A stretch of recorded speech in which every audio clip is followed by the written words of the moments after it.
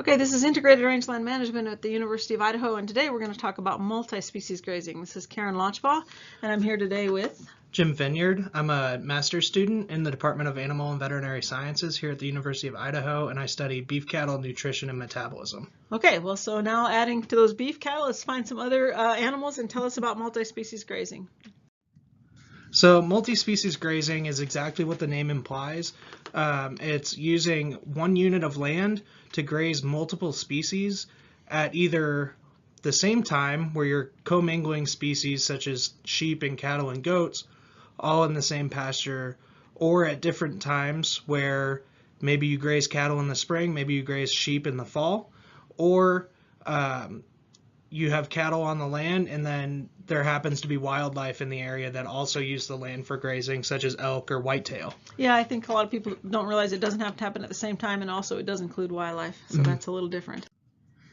And so multi-species grazing is kind of the original way that people grazed livestock in terms of production, because way back when our great-grandparents were starting in farming, they just raised whatever livestock they had for their own family's needs. So they didn't just raise cattle to sell to feedlot.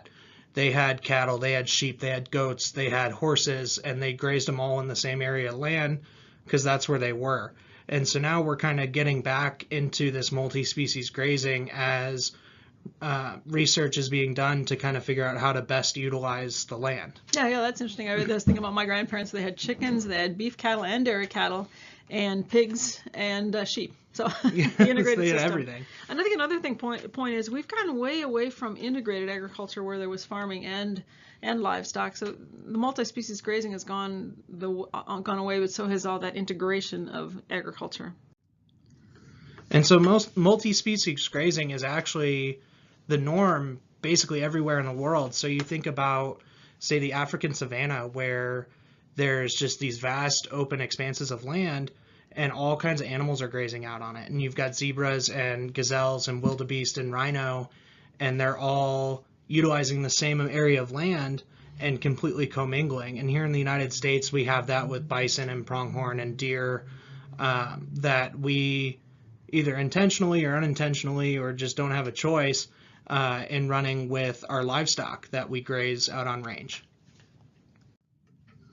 And so this chart just kind of goes to show the different diets that an animal would select based on the actual structure of their digestive system. So animals like cattle and sheep are kind of going to tend more towards grass because they have a larger rumen, whereas a goat has a smaller rumen but a larger abomasum and omasum proportionally to the entire stomach.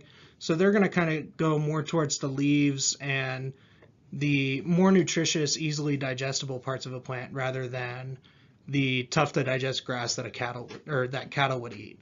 And this graph actually shows the area where wildlife kind of fit into that, whether it's bison or moose.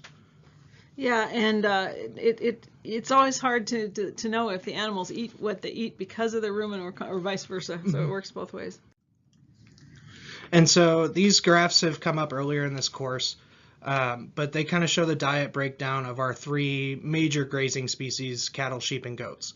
So goats are concentrate feeders, and they kind of go more towards browse, the parts of the plant that are really easy to digest. They'll go through and pick leaves from different plants. You'll even see them up in trees eating just about anything. And so their diet contains mostly browse and just a small minority of grass and forbs. Whereas cattle are actually the exact opposite and have almost entirely grass in their diet with a little bit of browse and forbs. And you kind of wonder if, that's not even the cows are selecting that. They just eat what's in front of them and it happens to be browse and forbs. Yeah. And then sheep are smack dab in the middle, where they almost have an even distribution of everything. Yeah, it varies a lot throughout the year, but in the end, it's kind of a mix of everything.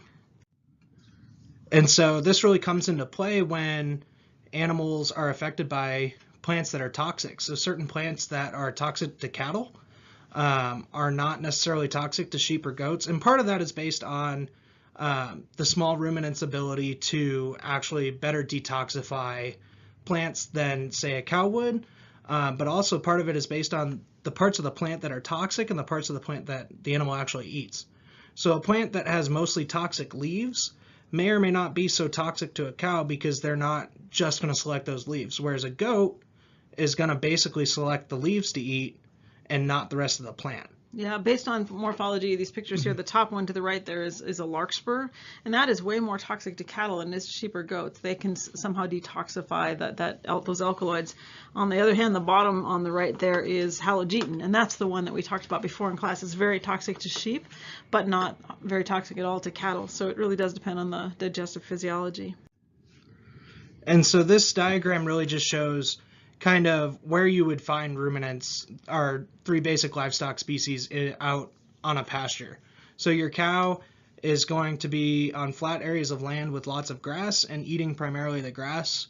The sheep, you can kind of see they're in kind of a shrubbier area and eating basically anything. You've got one eating grass and the other eating from the shrubs. Whereas with the goats on the far right, the goat is actually up in the tree eating the leaves. And there was a picture earlier in the course where there were goats in Africa that were way up in these really tall trees, actually getting at the green vegetation up top. Yeah, pretty skilled. And so this graph actually shows kind of the distribution of these animals in terms of what they might be consuming. So the horse up at the top is consuming mostly grass with only a little bit of forbs, and they're really not even touching the browse at all. And this is because a horse's digestive system is really designed to eat large quantities of low-quality forage all day long.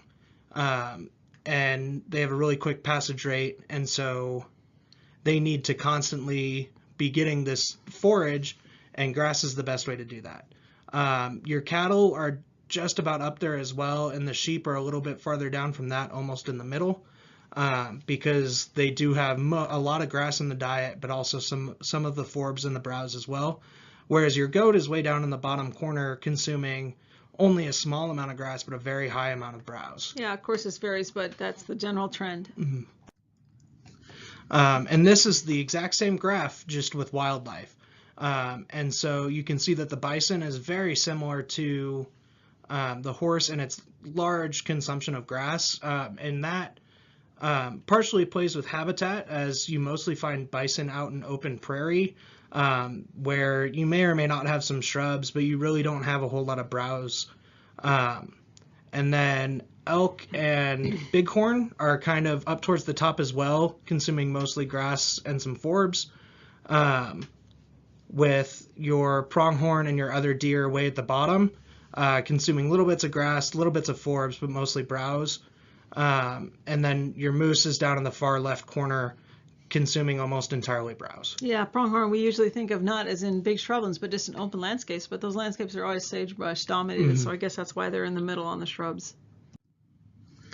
And so this graph really is a combination of those two other graphs, putting in this overlap of all of the different species that would interact out on range. And so when you're a cattle producer, you really need to be aware of the bighorn and the elk, because their diets are basically the exact same as your cattle. Sheep kind of stand alone in the middle, but they're not too far off from anything. And your goats are almost the same as your moose. And so it's really important that as a producer, you take into consideration what wildlife are in the area when you're grazing animals, because regardless of whether you want it or not, you're going to have multi-species grazing. And so you really need to think about whether or not your land can support, your herd of your 100 head of cattle plus 1,000 head elk herd all at the same time. Yeah, especially elk and cattle interactions. And so this just kind of shows the overlap of the diets if you were to run multiple species of domestic livestock together and how they would overlap. And so you can see the overlap of cattle and sheep is pretty great, with sheep being directly in the middle. Whereas the cattle diet doesn't really overlap a whole lot with the goats, but the goats and the sheep do overlap. Yeah, sheep are right in the middle of the two, for sure. And so another important factor when talking about multi-species grazing is the landscape. So different animals are able to utilize different types of landscapes better than others. So your cattle aren't necessarily going to be able to take advantage of a very steep and rocky landscape out in the mountains like a goat might be able to, or a bighorn. And they in turn prefer vast open grassy areas. And those grassy areas might not actually contain the right amount of the right type of forage for goats. And so you really need to think about your landscape and the actual forage availability on those landscapes and the type of forage available when you're selecting your herbivore to graze on that land. Yeah, no, it's not just the vegetation, it's also the landscape. And so this graph here shows in a grassy pasture the breakdown of what is actually in that pasture in terms of grass, forbs, and browse. And so in that pasture, it's primarily grass, so it's perfect for cattle. And you can see that the similarity between what's in the pasture and what that cow would consume is about 94%. So that's a really good match for that cow, and they're going to do really well in that pasture. Whereas the similarity between what's in the pasture and what that sheep is going to eat or want to eat is a little bit lower. It's still pretty good, and that sheep's going to do pretty well in that pasture, but it's a little bit lower, so there might actually be a better pasture out there for sheep. Yeah, it's a better match for cattle than for sheep. And this is the same type of graph, but a different type of pasture. So this is a shrubby pasture, and you can see there's a lot less grass than in the previous pasture and a lot more browse. And so when you do the similarity index between what's in the pasture and what a cow's going to eat on that pasture, that cow's going to eat all the grass. It's not really going to touch the forbs, and it's not going to touch the browse. And so that pasture probably won't be very good for that cow. But when you look at the goat, that goat's doing a lot better on that pasture than that cow is. It's not perfect, but that goat's able to utilize a lot more of that browse that's available in that pasture. Yeah, I know. And if you took a mix here of cattle and goats, you'd see that they would kind of mix. They would kind of be probably the perfect combination. So that's where multi-species grazing comes in. And so the advantages of multi-species grazing is you're able to better utilize a pasture than with just one species. So this photo is taken after approximately 10 years of grazing with different animals.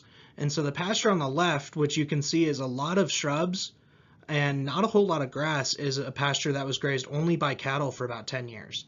The pasture on the right, which is mostly grass and not really any shrubs at all, is a pasture that was grazed by sheep over about 10 years. And so that really just goes to show how those animals can shape the landscape in terms of forage just by what they're eating.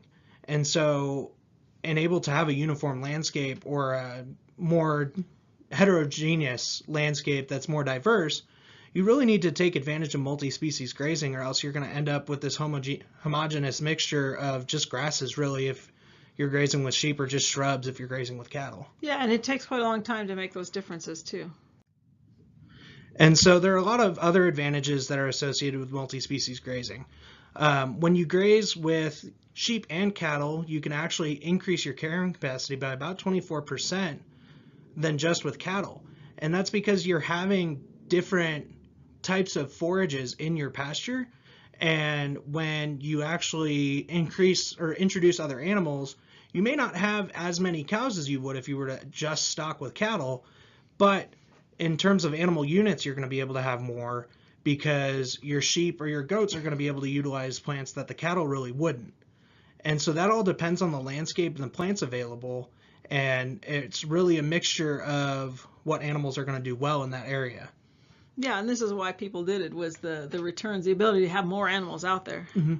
And so you're actually going to be able to increase your economic return in that by about 20 to 25% in terms of your net income. You're going to be able to have more animals, and because you have lower stocking rates of individual species, those animals are actually going to be in a better condition than if you were to stock something with all cattle and deplete all the grass. Whereas if you have less cattle, you're going to better be able to there's going to be more grass per head than there would be if it was all one type of animal in a more dense stocking situation. Yeah, and these data were taken from some studies in Colorado where they were looking at mixes of cattle and sheep. So as you get into kind of brushier country, it really made a lot more sense. Now maybe out in the prairie it wouldn't make as much difference, but at least at that part of Colorado, a cattle and sheep mix was really good. And so you're going to see an improved animal performance possibly as well too. And you're going to have greater weight gain with multi-species pastures than you would in a pasture with just one species. And so you're going to have 9 to 24% greater production in sheep and cattle than just cattle. And that's, once again, because you're having healthier animals that are going to be able to gain more on different types of forage in that pasture than just one type of animal. Yeah, that makes a lot of sense. And you're also going to see an improved animal health because you're having less contact with the same species. You have less cattle in a pasture, even though you have more animals overall. Your parasites that are going to be transferred, or your diseases that are going to be transferred from, cow to cow or sheep to sheep, aren't necessarily going to be transferred from cow to sheep or sheep to cow. And so you're actually going to be able to potentially reduce your overall parasite load in your herd because or your disease transmission, because you have less same species interaction. You're also going to be able to potentially improve your land condition, but that all depends on your goals and perspective. Yeah, and it depends on the land too. Like we were talking before, if you put more pressure on the shrubs, you might be able to even it out. So just if you're trying to accomplish some kind of vegetation, you could do that with multi-species grazing. And so when you're commingling species, you can also get a reduction in the predation of your smaller ruminants like sheep or goats that tend to be easy targets for things like mountain lions or coyotes. Because if you're grazing with cattle, they're a lot bigger, and the mountain lions and the coyotes aren't necessarily going to go after the cows. In this particular picture, this is what is referred to as a FLIRD, or a flock herd combination. And these animals were actually bonded over several years. It takes a lot of time, but in this picture, the cows think they're large sheep and the sheep think they're small cows. And so they're kind of one herd or flock or FLIRD, however you want to refer to it. And so the nice thing about this is they see themselves as one family unit rather than a group of sheep and a group of cows. And when you're just generally commingling your animals, if they're not bonded, the cows are going to do what the cows are going to do, and the sheep are going to do what the sheep are going to do. And in a multi-species grazing operation, this can change your fencing needs quite dramatically, because cow fencing might not necessarily hold sheep, and sheep fencing might not necessarily hold sheep, and nothing holds goats. So that's just a lost cause. But in a bonded situation, you would really only need to fence for cattle, because those sheep are going to stay with the cows because they see themselves as the same family, and the cows can't get out. And so that's really a nice thing. And we'll see this a lot in smaller farm operations where it's more on private land than public land. But a lot of sheep producers or goat producers will graze like llamas or donkeys with their sheep. And so it's the same principle that goes behind guardian dogs for livestock, like Great Pyrenees, where you raise these animals from the time they're little with the sheep, and they think they're a sheep. But they're a lot bigger and a lot meaner than a sheep, and so they're able to fend off these predators, whereas the sheep aren't necessarily going to be able to. Yeah, I don't know if it's ever been done with goats. I don't know if anyone's ever tried to bond goats to other animals, but I know it's been done with sheep and cattle. And, fences will almost always hold cattle if they're sheep fences, but it's nice to get rid of some fences and make them easier for wildlife, too. So if you could keep the herd together, that could be a good way to reduce fence needs and really provide that predation risk reduction. So with any grazing livestock production, there are some major challenges associated with this. When you're grazing multiple species, your fencing requirements are going to be increased. With cattle or horses, your fencing isn't necessarily super intensive, whereas it might be just a few wires to keep cattle and horses in. Or even one electric wire will do it. Yeah, whereas those sheep and goats are a lot smaller than those cows, and they're just going to be able to get out. They're going to go right under and not even think twice. So you're going to have to increase your fencing, which is an added cost. You also need to have a couple of different skill sets when you have a couple of different species. When you're calving, it's not necessarily the same as lambing, and so that's an entirely different skill set, as well as having some different facilities to be able to work a couple of different size animals. Yeah, that's right. Sheep are not small cows. They're a whole different critter. And so you're going to have an increased complexity in your entire operation because if your enterprise is diverse, you're going to have to pay attention to a couple of different markets rather than just one. You also have an increased potential for disease transmission because you're introducing a new species.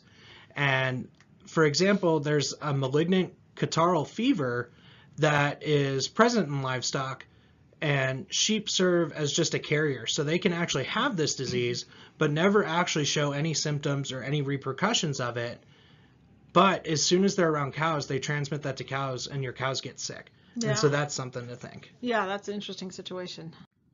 So now, just to summarize things at the end, what would you say, Jim, are some of the real big opportunities that multi-species grazing might hold? I think the biggest opportunities in multi-species grazing are the ability to better utilize a given parcel of land by having different species that are going to be able to use all the different types of forage, whereas with one species you might be leaving some of those forages out and in turn changing your landscape in the long run for the negative. You also have the ability to target multiple markets in which you can actually increase your net income, and that's a huge plus for all producers. It is. So what about the challenges? And not everyone's doing it because it must be hard. Yeah, and so the challenges are, raising multiple sets of livestock is harder because your fencing is going to have to change because your cattle fences won't hold sheep or goats necessarily. And so that's an added cost and an added labor right at the beginning because you're going to have to put those fences up, or if you're moving fence in your pastures every year, you're going to have to move those every year.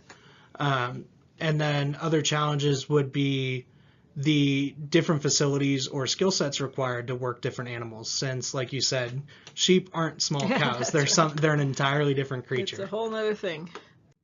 Well, thanks a lot today for giving us a little bit of an overview about multi-species grazing. I really appreciate it, Jim. Yeah, thank you.